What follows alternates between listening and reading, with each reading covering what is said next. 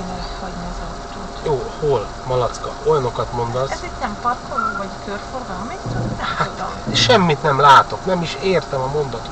Szerinted én nem akarom letenni az autót. Itt kéne letenni. Itt hol? Hát itt jönnek az emberek, autók, el se férünk. Nem tudjuk hova visz. Hát hol?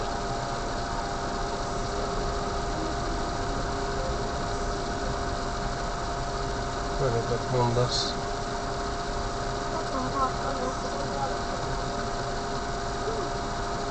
De arra most én hogy kanyarodjak se? Várjál, még ez a bácsi nem fog engedni, mert tudod, az öregen az széles látó.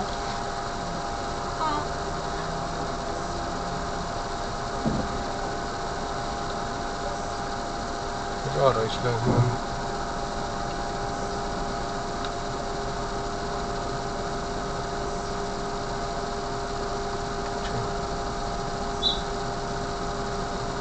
Kocsiból mindenkinek. Innen hogy megyünk majd ki, öcsém?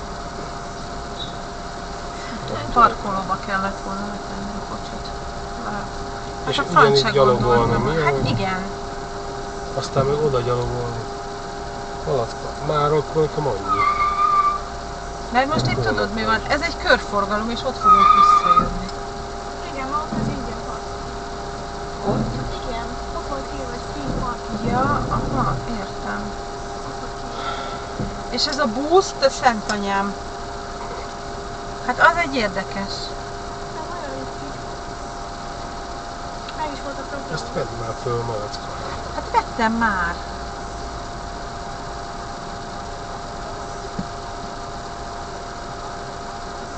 Ha ez a busz bemegy, akkor... Mennyi, csöcsi?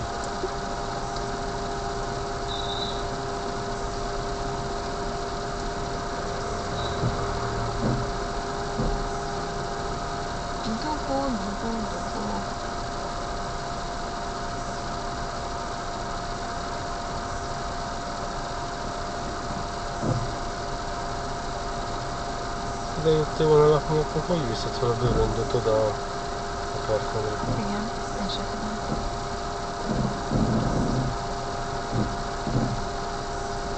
Csak nem néz előre, neki megy az autó.